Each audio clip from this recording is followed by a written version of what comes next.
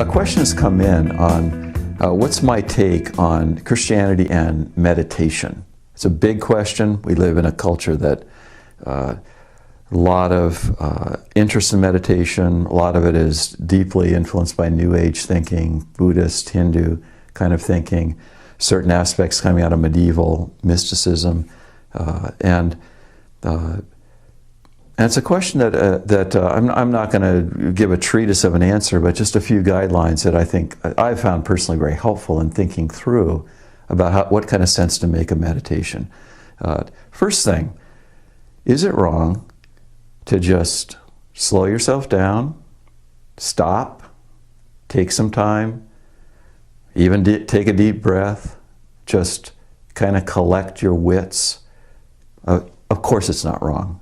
You know, I mean, that's just, you know, if you've been on the treadmill of life and you realize you're harried, you're hassled, you're driven, you've been obsessing, it's entirely appropriate to just carve out some time, stop, take a deep breath, and be able to think about things.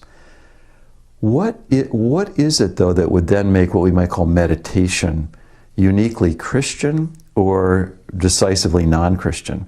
And there's two things that I would say that define what you do. It's sort of what you do next after you've slowed down and said, you know, take a deep breath, calm down, then what do you do?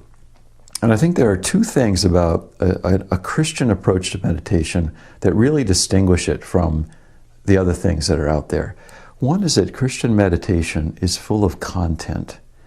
Christian meditation, and the Bible encourages us to meditate. It's full of a person. It's full of God. It's full of His promises, His will, His revelation. You know, I just think of how, as I look back on my own life, the way the 23rd Psalm has just been my meditation hundreds of times over the years that I've been a Christian. And I'll slow it down, I'll stop on a particular part of it, but it is a revelation of a man's soul who is deeply abiding in the living God. So Christian meditation does not aim to just go into a void or vacuum of no thought. A Christian view does not view words as the problem. More Eastern, Buddhistic, Hindu-type meditation views words as the problem. Somehow words are an illusion. The Christian revelation we believe in a God who speaks, who has made us as language beings. So the fact that in our thought life there can be content is it's one of those unique things about a Christian approach. And then the second thing about a Christian approach to meditation is that it's not only content full, but it's conversational.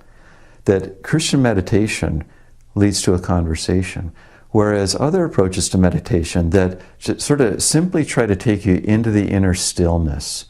You'll even find ways where, in the name of Christianity, people will talk about how wordless prayer, contemplative prayer, getting into the interiority of silence, and that somehow wordlessness is a more elevated state of prayerfulness and union with God. Those are really Buddhist notions, not Christian. You might say that in Christian meditation, the highest state has words in it. We are called to know, love, trust, need, turn to a person, the living God. And our meditation is always going to be then pointing towards a conversational kind of goal, not what's essentially a non-Christian view, as though silence is a more profound kind of meditation.